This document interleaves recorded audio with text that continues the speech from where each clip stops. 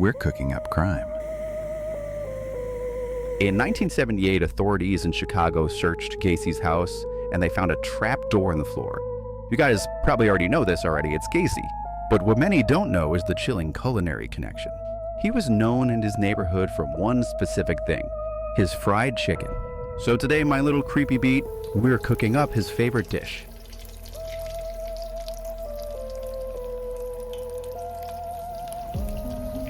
Imagine your neighbor. He waves every morning, he runs a contracting business, and he visits sick kids at the hospital. And every summer, block party, big one.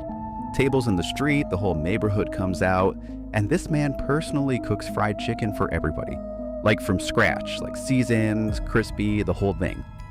His neighbors adored him, and he had a framed photo on his wall of himself shaking hands with Rosalind Carter, the First Lady. I'm sure she loved that. Okay, fried chicken, we start with a buttermilk marinade because we respect ourselves. 2 cups of buttermilk, 2 tablespoons of hot sauce, and your chicken goes in for at least 4 hours. I prefer overnight, but that's totally up to you. We want to make sure it's deeply soaked, okay? Really get in there. So, Gacy grew up in Chicago. His dad was an extremely volatile alcoholic who was awful to him. And I'm not saying that to excuse the unspeakable things that come later, but it is a detail, and it's good to know. He grows up, moves around, gets married, has kids, and at one point runs a KFC franchise in Iowa. A KFC franchise, y'all.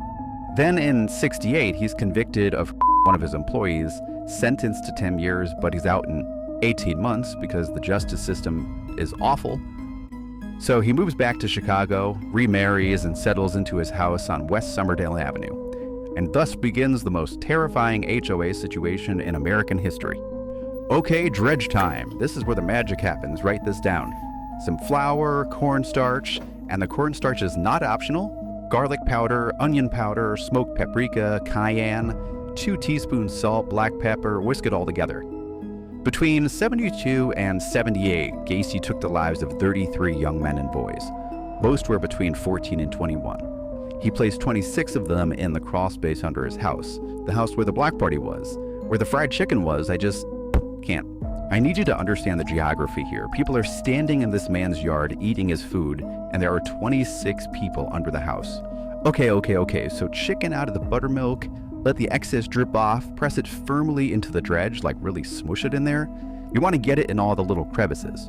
Let it rest on the rack for 5 minutes before it goes in the oil. This is how you keep the crust from sliding off, and I will not be taking questions.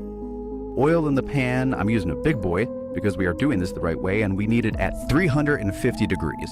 Get a thermometer, I'm serious. Fried chicken is not a vibe, it is a science. Batches only, do not crowd the pan.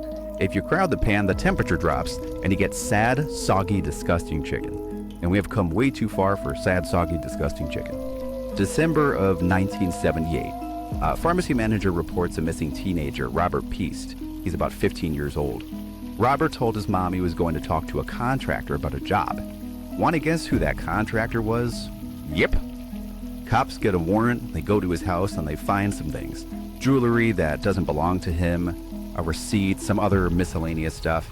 But not enough stuff to arrest him yet, so they put him under surveillance. And Gacy, who is fully aware he is being watched by police, he takes one of the detectives out to dinner, like wines and dines him. He sits across the table from the man investigating him and has a nice meal. Dude thought he was legit untouchable. So at some point during this period, accounts differ on exactly when, Gacy looks at an investigator and says, and I kid you not, you know, clowns can get away with murder. To a detective. Buddy, he said that. He said those words with his mouth to a person whose entire job was to investigate him. I've read a lot of true crime, and I genuinely think that might be the single most unhinged thing any suspect has ever said out loud. Okay, so off the oil, onto a wire rack. If you drain it on paper towels, the steam destroys the crust, and I will be personally upset about it. So give it some 5 minutes rest, and then look at it. That is a perfect piece of fried chicken, and I have complicated feelings about it. Police come back with a second warrant, and this time they find the trap door. An investigator goes down into the crawl space with a flashlight, and he finds remains, then more, then more. They excavate the entire crawl space over several days. They find 26 victims, and the other 7 Gacy had thrown them into the river nearby because, in his words, he had run out of room. So Gacy spends 14 years on death row, and during that time he picks up painting as a hobby, which, fine, I guess people find hobbies. What does he paint, you ask? Clowns. Just clowns. Hundreds of them. And people bought them for thousands of dollars, which tells you every single thing you need to know about the true crime memorabilia market, and possibly humanity. He was finally sent to hell on May 10th, 1994, and his last meal, a bucket of Kentucky Fried Chicken. Before I go though, the 33 people that Gacy took the lives of, those people were real and they were important. They had families and friends and whole lives ahead of them. A lot of them went unidentified for decades, and some still haven't been fully identified. I've linked some resources in the description if you want to learn more about the victims specifically, because they deserve to be remembered way more than he does.